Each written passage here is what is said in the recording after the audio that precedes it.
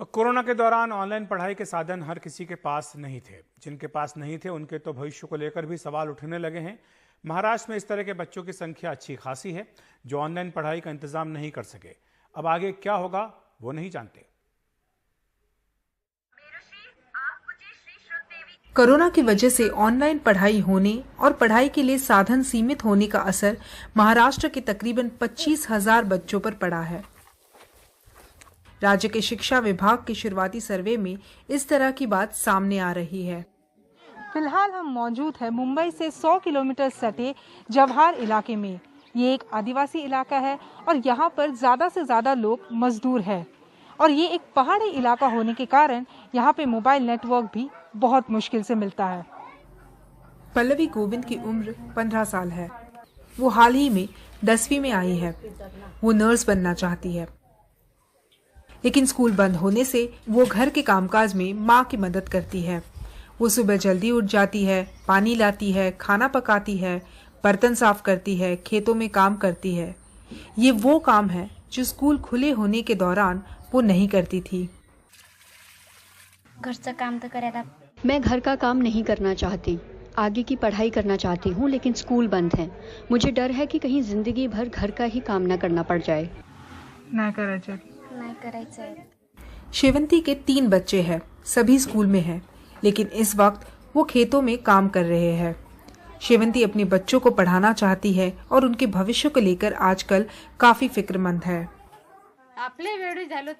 उनको पढ़ना लिखना चाहिए। हमारे साथ जो हुआ सो हुआ, लेकिन हमारे बच्चे शिक्षित होने चाहिए। लेकिन अब हमारे बच्चे भी हमारे ही स्तर पर दिख रहे हैं। क्या कर सकते हैं?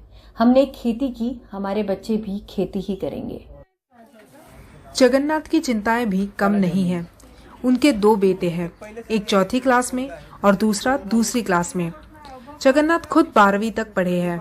शिक्षक आजकल गांव में नहीं आ रहे हैं, इसीलिए वो घर पर ही अपने बच्चों को पढ़ाने की कोशिश करते हैं। लेकिन उनका कहना है कि पिछले 1.5 साल में उनके बच्चे सब कुछ भूल चुके हैं। वो बैठकर पढ़ना तक नहीं चाहते। ये उनके लिए बड़ा नुकसान है। वो कुछ नहीं जानते हैं, उनको कुछ भी याद नहीं रहा है, पढ़ और लिख तक नहीं सकते हैं। मोबाइल रिचार्ज की बात छोड़िए, हालात ये हैं कि एक वक्त का खाना तक ढंग से नहीं मिल रहा है। महाराष्ट्र के आदिवासी इलाकों में कई बच्चों के लिए ऑनलाइन पढ़ाई आसान काम नहीं है। ऑनलाइन पढ़ाई से जुड़ा सर्वे अभी पूरा नहीं हुआ है, लेकिन स्थानीय NGO समर्थन के मुताबिक महक में से मिली जानकारी एक अलग ही तस्वीर सामने लाती है। 3 से 18 साल के बीच के 1,70,00,000 बच्चे हैं। पालघर में 6 लाख से ज्यादा बच्चे स्कूल जाते हैं। इनमें से 2,40,000 बच्चे पिछले साल स्कूल नहीं जा सके। इसीलिए NGO ने यहाँ बच्चों को रोज कम से कम 1 घंटे तक पढ़ाने लिखाने की कोशिश शुरू की है। मैं 12वीं में पढ़ता हूँ, लेकिन मेरा स्कूल भी बंद है, तो मैं रोज शाम को 5 बजे इन बच्चों को पढ़ाता हूँ। हालांकि मुझे भी खेत में काम करने जाना होता है। शिक्षा हर बच्चे का हक है।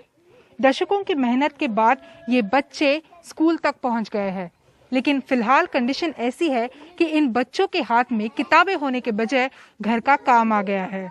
जवाहर से कैमरा पर्सन राजेंद्र दयालकर के साथ पूर्वा चिटनिस, NDTV इंडिया।